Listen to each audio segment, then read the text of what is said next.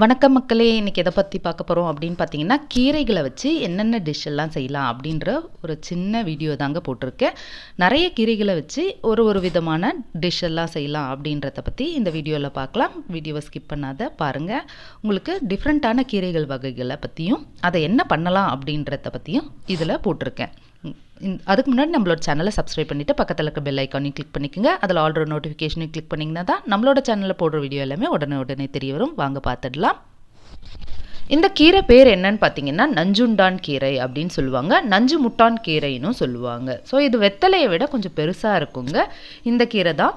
இதை எப்படி செய்யலாம் அப்படின்னு பார்த்தீங்கன்னா, இதனோட நரம்புகள்லாம் அதெல்லாம் எடுத்துட்டு கூட நீங்கள் துண்டு துண்டாக கட் பண்ணி செய்யலாம். இப்போ நான் பருப்பில் அந்த தக்காளி ஜீரகம் போட்டு வேக வச்சு எடுத்துருக்கேன். 2 பருப்பும் ஆட் பண்ணிக்கலாம். துவரம் பருப்பு ப்ளஸ் பைத்தம் பருப்பு கூட ஆட் பண்ணி நீங்கள் வேக வச்சு எடுத்துக்கலாம். இப்போ ஒரு கடாயில் கொஞ்சமாக எண்ணெய் எடுத்துருக்கேன். எண்ணெய் காஞ்சதும் கடுகு ஜீரகம்லாம் ஆட் பண்ணிக்கிங்க. ஸோ இந்த கீரை வந்து ரொம்பவே ஸ்ட்ரென்த்துங்க. ரொம்ப ரேராக தான் எல்லாரும் செய்வாங்க. இது உடம்புக்கு ரொம்ப நல்லது. எப்பயாவது கிடைக்கும் போது இதை செஞ்சு பாருங்கள். அப்புறம் பார்த்தீங்கன்னா 2 பச்சை மிளகாவை கீனி ஆட் பண்ணியிருக்கேன். வெங்காயம் ஆட் பண்ணிக்கிட்டேன்.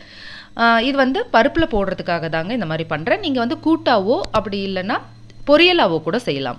இப்போ கீரையெல்லாம் அலசிட்டு ஆட் பண்ணிக்கிறேன். தக்காளி பெரிய சைஸில் ஒன்று ஆட் பண்ணிக்கிறேன். இது எல்லாமே இந்த ஆயிலில் லைட்டாக ஃப்ரை பண்ணிக்கிங்க. நல்லா வணக்கிட்ட பிறகு மஞ்சத்தூள் ஆட் பண்ணிக்கிங்க. நீங்கள் மிளகாய் ஆட் பண்ணலைன்னா, பச்சை மிளகாய் ஆட் பண்ணலைன்னா மிளகாய் தூள் கூட ஆட் பண்ணிக்கலாம். அடுத்ததாக பார்த்தீங்கன்னா பூண்டு நசுக்கி ஆட் பண்ணிக்கிற ஃப்ளேவர் உங்களுக்கு நல்லா கிடைக்கும். அப்படியே ஆட் பண்ணுறதை விட நல்லா நசுக்கி ஆட் பண்ணிக்கிங்க. அப்புறம் தேவைக்கேற்ப சால்ட் ஆட் பண்ணிக்கிங்க. இது எல்லாமே இப்படி பாருங்கள், கொஞ்சம் நல்லா ஃப்ரை ஆகிடுச்சு இல்லைங்களா? லைட்டாக ஃப்ரை பண்ணிங்கனாலே போதும். இதை பருப்பில் போட்டு வேக வைக்க போகிறோம். அந்த நரம்புகள்லாம் எடுத்துகிட்டு நீங்கள் செய்யும் போது பார்த்தீங்கன்னா குயிக்காக நல்லாவே வெந்துருங்க. இப்போ அந்த பருப்பு தண்ணியெல்லாம் ஆட் பண்ணி கொதிவிட்டிங்கன்னா இந்த குழம்பு தயாராகிடும். நஞ்சுண்டான் கீரை குழம்பு தயார். சூப்பராக இருக்கும். ட்ரை பண்ணி பாருங்கள். இப்போ அடுத்த கீரையை வச்சு என்ன டிஷ் பண்ண போகிறோன்னு பார்த்தீங்கன்னா, நான் வந்து குக்கரில் வந்து வெங்காயம் வணக்கிட்டு ராஜ்மா சீட் தாங்க ஆட் பண்ணியிருக்கேன். இது வந்து புலாவுக்காக எடுத்திருக்கேன். என்ன கீரை ஆட் பண்ணுறேன்னு பார்த்தீங்கன்னா, வெந்தயக்கீரை தாங்க. வெந்தயக்கீரை புலாவாக செய்யலாம். சூப்பராகவே இருக்கும். 2 கைப்பிடி அளவு வெந்தயக்கீரை எடுத்திருக்கேன். இந்த புலாவில் போட்டு நம்ம ஃப்ரை பண்ணி புலாவ் ரைஸாக தான் மாற்ற போகிறோம். அதாவது வெந்தயக்கீரை ரைஸ் தான்.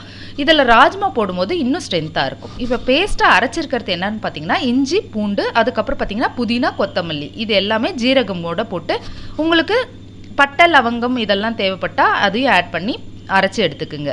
அரைச்சி எடுத்த பேஸ்ட்டு இதில் ஆட் பண்ணியிருக்கேன். ஸோ கொத்தமல்லி புதினாவையும் ஆட் பண்ணும்போது ஃப்ளேவர் உங்களுக்கு சூப்பராகவே கிடைக்கும். இப்போ ஒரு கப் அளவு ரைஸ் எடுத்துருக்கீங்கன்னா 2 கப் அளவுக்கு தண்ணி ஆட் பண்ணிக்கணும். இதெல்லாம் நல்லா ஃப்ரை பண்ணிவிட்டு இப்போ பாருங்கள் தண்ணி ஆட் பண்ணி குக்கரை வந்து ஒரு விசில் விட்டு சிம்மில் ஒரு 10 மினிட்ஸ் வச்சு இறக்குனிங்கன்னா சூப்பரான புலாவ் தயாராகிடுங்க. வெந்தயக்கீரை புலாவ் தயாராகியாச்சு. ராஜ்மாவும் போட்டிருக்கிறதுனால ரொம்ப ஸ்ட்ரென்த்தானது. ட்ரை பண்ணி பாருங்கள். அடுத்ததாக பார்த்தீங்கன்னா அப்பக்கோவை இலை அப்படின்ட்டு இந்த இலை தாங்க. இந்த இலையை வச்சு தான் நம்ம சட்னி செய்ய போகிறோம். இது எனக்கு புதுசாக இருந்தது. நெய்பர் ஒருத்தர் என்னோடய ஃப்ரெண்டு கொடுத்தாங்க. அதை வச்சு தான் நான் ட்ரை பண்ணி பார்த்தேன். பட் சட்னி சூப்பராகவே இருந்ததுங்க. அப்பக்கோவை இலை அப்படின்ட்டு கிடைக்கிது. அதில் தான் நான் அந்த சட்னியை செஞ்சேன். பட் எனக்கு வந்து ஃப்ரீக்வெண்ட்டாலாம் இது கிடைக்கல. அவங்க ஊருக்கு போகும்போது எடுத்துகிட்டு வந்து தந்தாங்க. ஒரு கடாயில் 2 ஸ்பூன் அளவுக்கு எண்ணெய் எடுத்துக்கிட்டேன்.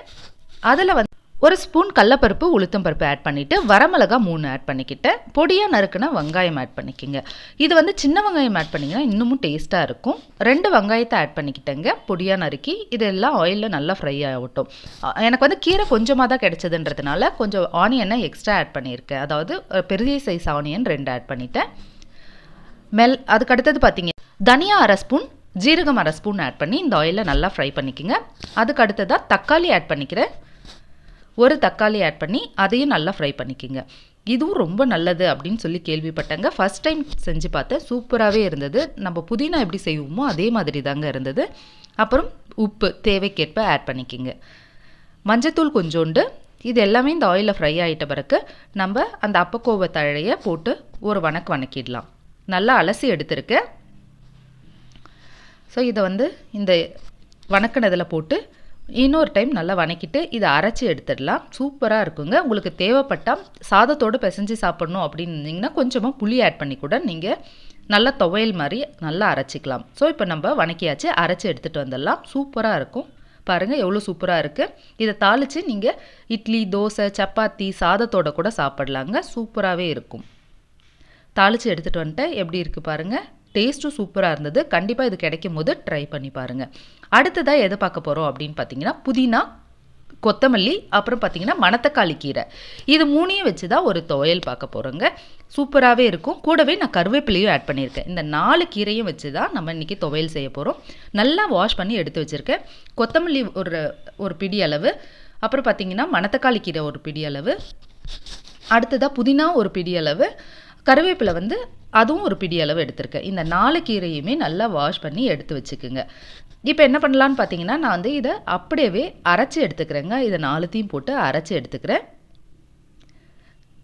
ஸோ மிக்ஸி ஜாரில் புளி ஆட் பண்ணிக்கலாம். ஒரு லெமன் சைஸ் அளவுக்கு புளி, அப்புறம் வரமிளகா ஒரு 10 வரமிளகாவுக்கு மேலே ஆட் பண்ணிக்கோங்க. உங்களுக்கு வந்து காஷ்மீரி மிளகா இருந்தால் 2மே நார்மல் மிளகாவும் இதையும் சரிசமமாக போட்டு பண்ணிக்கலாம். இப்போ இந்த கீரைகள் எல்லாமே ஆட் பண்ணிக்கிறேன். இது எல்லாமே ராவாக அரைச்சி எடுத்துகிட்டு வர போகிறோம். இப்போ பாருங்கள், நான் கொஞ்சமாக போட்டு ஃபஸ்ட்டு அரைச்சிட்டேன். ஸோ நல்லா அரைச்சி எடுத்துகிட்டு பாருங்கள். இப்போ ஒரு கடாயில் கொஞ்சமாக எண்ணெய் எடுத்துக்கோங்க. இந்த எண்ணெயில் வந்து ஃபஸ்ட்டு கடுகு ஜீரகம்லாம் ஆட் பண்ணிக்கோங்க. இதை வணக்கி நீங்கள் எடுத்து வச்சிட்டிங்கன்னா ஒரு வாரத்துக்கு சூப்பராகவே இருக்குங்க. ஃப்ரிட்ஜில் வச்சிங்கன்னா இன்னும் கூட நாள் தாங்கும். இது ஒரு 2-3 நாளைக்கு வெளியே கூட நல்லா வணக்கிட்டதுனால சூப்பராக இருக்கும் வெளியே வச்சிங்கனாலே. இப்போ கடுகு ஜீரகம்லாம் ஆட் பண்ணிவிட்டேன். உளுந்து ஒரு 1/2 ஸ்பூன் அளவுக்கு ஆட் பண்ணியிருக்கேன். இப்போ அரைச்ச பேஸ்ட்டை இதில் ஆட் பண்ணிக்கலாம். மீதி இருக்க கீரையும் அரைச்சி ஆட் பண்ணிடலாம். இப்போ எல்லாத்தையும் அரைச்சி மறுபடியும் நான் ஆட் பண்ணிட்டேன். ஸோ இது எல்லாமே நல்லா கொதிக்கட்டுங்க. நல்லா வணங்கணும். சலசலன்னு மேலே ஹையில் வச்சிட்டிங்கன்னா மேலே அடிக்கும். அதனால் கொஞ்சம் சிம்மில் வச்சு நீங்கள் ட்ரை பண்ணுங்கள். கொஞ்சமாக தண்ணி ஆட் பண்ணி தான் நான் அரைச்சிருக்கேன். நீங்கள் வந்து இந்த புளி தண்ணியை கூட ஆட் பண்ணி அரைச்சிங்கன்னா கெடவே கெடாது. ஸோ இதெல்லாம் நல்லா ஃப்ரை ஆகட்டும். பாருங்கள், சிம்மில் தான் வச்சுருக்கேன். இப்போ கொஞ்சமாக பெருங்காயம் ஆட் பண்ணிக்கிறேன். அப்புறம் சால்ட் ஆட் பண்ணிக்கலாம். உங்களுக்கு தேவைக்கேற்ப சால்ட் ஆட் பண்ணிக்கிங்க.